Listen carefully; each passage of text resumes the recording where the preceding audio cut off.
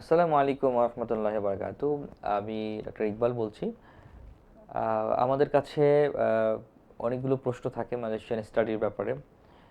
আপনারা দেখেছেন যে বিভিন্ন ভিডিওতে আমরা মালয়েশিয়াতে এডুকেশন নিয়ে গবেষণা করছি, রিসার্চ করছি। সেই দিক বিবেচনা করে অনেক স্টুডেন্টরা আমাদেরকে টেক্সট করেন, মেইল করেন, বিভিন্ন বিষয় জানতে চাচ্ছেন। সো কমন একটা কোশ্চেন্স, এবং অনেকেই যে বিষয়টা আমাদের কাছে বারবার জানার জন্য মেসেজ করেছে, সেইটা হলো ইএমজিএস।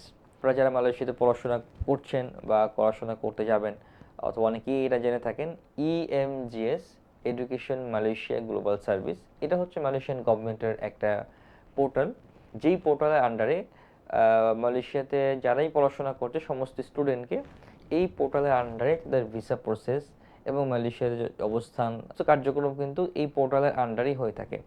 এইটার জন্য মালয়েশিয়াতে অধ্যয়নরত স্টুডেন্টের কাছে ইএমজিএসটা হচ্ছে অত্যন্ত গুরুত্বপূর্ণ একটা পোর্টাল এবং খুবই গুরুত্বপূর্ণ একটি বিষয়, যেটা তাদেরকে ভালোভাবে বুঝতে হবে এবং জানতে হবে। একটা প্রশ্ন হলো ইএমজি সিস্টেমটা আসলে কিভাবে ডেভেলপ করে এবং এটার আন্ডারে কিভাবে একটা স্টুডেন্টের ভিসা প্রসেস হয়। এটা আমাদের নতুন স্টুডেন্ট যারা রয়েছেন, যারা মালয়েশিয়াতে যাচ্ছেন, যে যাবেন, মালয়েশিয়াতে যাওয়ার ব্যাপারে কিউরিসিটি কাজ করছে বা যেতে যাচ্ছেন, তাদের জন্য খুবই ইনফরমেটিভ একটা ভিডিও হতে যাচ্ছে। আপনারা এটা খুব মনোযোগ সহকারে দেখতে পারেন।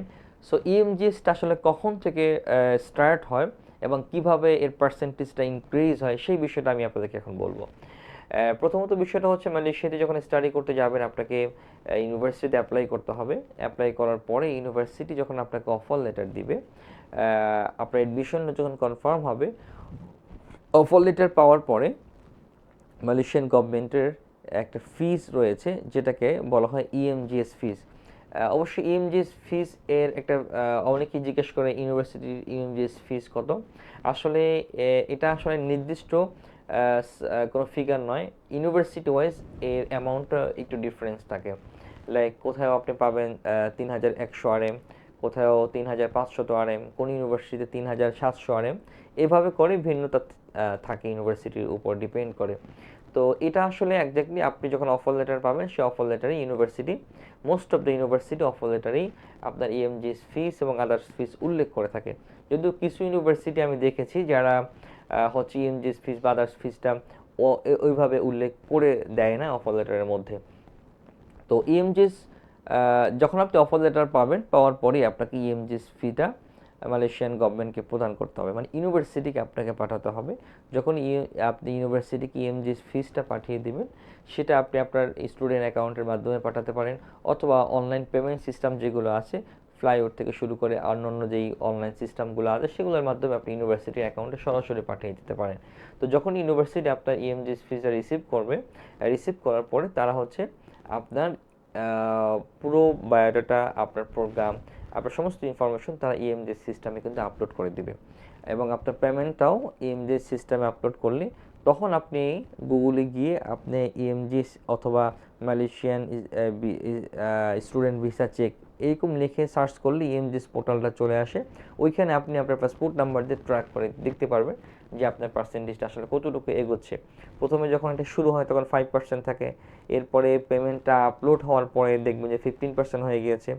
সো 15% থেকে শুরু করে মালয়েশিয়ান এডুকেশন মিনিস্ট্রি আপনার সার্টিফিকেট, মার্কশিট এগুলো অনলাইনে ভেরিফাই করবে।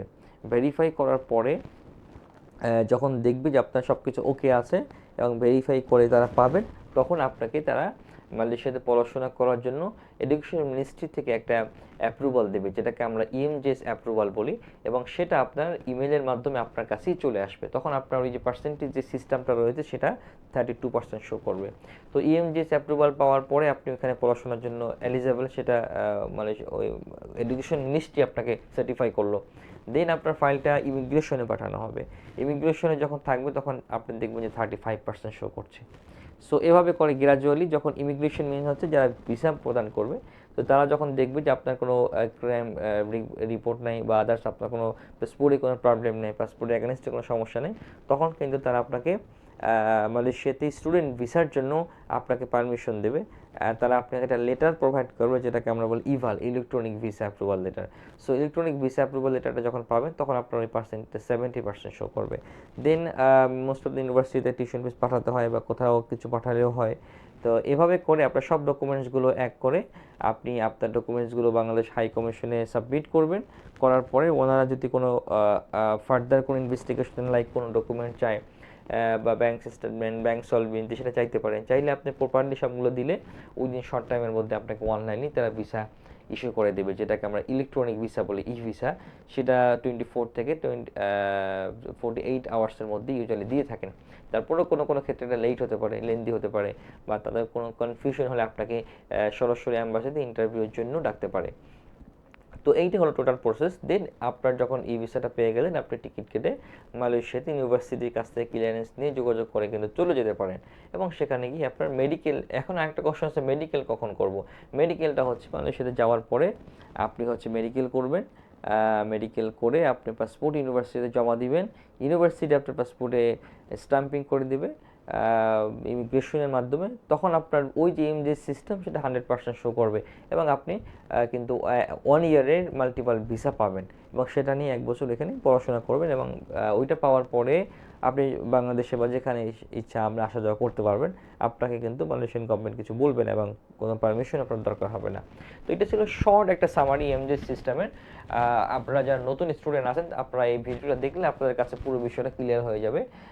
আরও যদি কোনো ইস্যুস থাকে, কোনো কোশ্চেন্স থাকে, আপনারা আমাদের মাধ্যমে কমেন্ট করতে পারেন। ইনশাআল্লাহ আমরা দ্রুত সমাধান আপনাদেরকে ওই বিষয়ের উপরে পরবর্তী ভিডিও, আপনাদের সাজেশন, আপনাদের যেভাবে করে যে ইনফরমেশন দিলে আপনাদের উপকার হয় সেটা আমরা করার চেষ্টা করবো ইনশাআল্লাহ।